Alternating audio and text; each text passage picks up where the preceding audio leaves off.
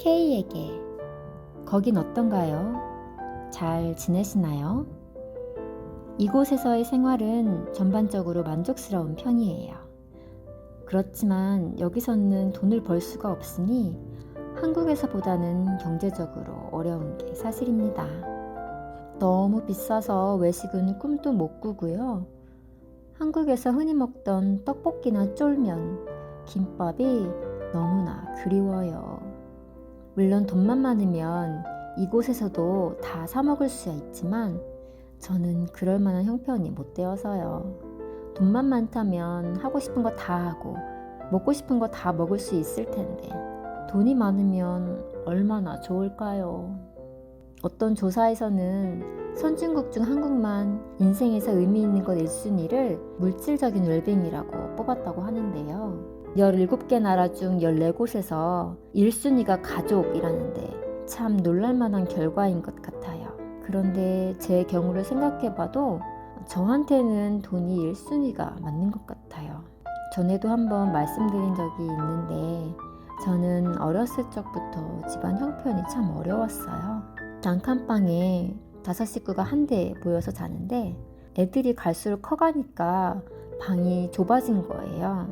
아무리 요리저리 누워보아도 다리가 길어져서 다리를 뻗을 수 있는 공간이 안 나오는 거예요. 그래서 다리를 세우고 잤었죠. 보일러도 연탄 보일러여서 연탄가스를 마시고 학교를 빠지는 건 연례의 행사였어요. 또 부엌에 뜨거운 물이 나오기는커녕 수도가가 밖에 있어서 한겨울에도 찬물로 밖에서 설거지를 해야 했죠. 한 번은 추운 겨울날 야자를 끝내고 집에 와서 따뜻한 이불에 발을 넣었는데 뭔가 꿈틀거리는 느낌에 악 하고 소리를 지르며 이불을 펼쳤더니 이불 밑에 있던 쥐가 놀라서 문 밖으로 달아나더라고요. 보니까 부엌에서 훔쳐온 김치전을 찢어서 모아놓고 이불 밑에 안락하게 내 집 마련을 해놨더라고요. 자꾸 부엌에 먹을 것이 없어진다는 엄마의 말이 그제서야 납득이 가는 순간이었죠. 욕실은 당연히 없었고 한 평에 한참 안 되는 설거지를 하는 수도가에 벽돌을 쌓아 간이 욕실처럼 만들어서 목욕도 하는데 남동생과 사촌동생이 장난으로 문을 열어서 사춘기 어린 마음에 굉장한 상처였어요. 나는 왜 이런 가난한 집에서 태어나서 이런 수모를 겪어야 하나 하고 눈물을 흘렸습니다. 화장실도 재래식 화장실이었는데 무려 공용이었어요. 화장실은 아니니까 우리 식구들은 변소라고 불렀답니다. 이런 곳은 습하니까 곱덩이들이 많아서 무서웠어요.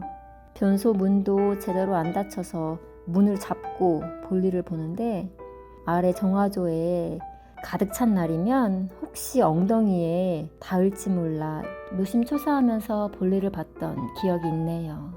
재밌었던 사실은 친구가 우리 집에서 같이 하룻밤을 잔 적이 있었는데 다음날 핸드폰이 사라져서 온 방을 찾아봐도 없더니 변소에 핸드폰이 빠져있던 거였어요.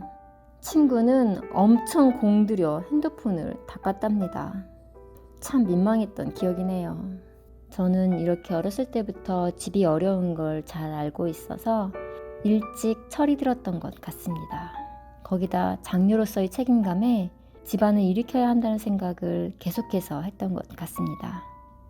아마도 한국인한테 돈이 중요한 이유는 돈이 가족을 지킬 수 있다는 믿음 때문이 아닐까요? 내가 돈이 없으면 우리를 위해 한평생 일하시다가 늙고 약해진 부모님을 모시기가 어렵습니다. 부모님이 병에 걸리셨는데 만약 돈이 없어서 아무것도 할 수 없다면 얼마나 무력하고 마음이 아프겠어요. 만약 결혼을 하고 아이가 있는데 돈이 없어서 가족들이 원하는 것을 못 해줄 때 그때도 자신이 원망스럽겠죠. 돈이 중요한 또 다른 이유는 자신이 소중하기 때문인 것 같아요. 내가 원하는 일을 하면서 살고 싶기 때문에 더더욱 돈이 더 필요하지 않을까요? 돈이 없으면 돈을 벌기 위해 내가 원하지 않는 일을 해야 할 가능성이 높으니까요. 주체적인 삶을 살기 위해서는 돈은 도움이 됩니다. 물론 이 모든 것의 전제는 돈이 목적이 아니라 가족을 지키고 나를 위해 살기 위한 수단이어야 한다는 점이겠지요. 그런데 얘기하다 보니 한국인이 돈에 대한 생각이 아닌 제가 하는 돈에 대한 생각이었네요. 제 얘기가 길었죠. 내 얘기 들어줘서 고마워요. 당신에게 항상 좋은 일이 생기길 기도합니다. From 소호.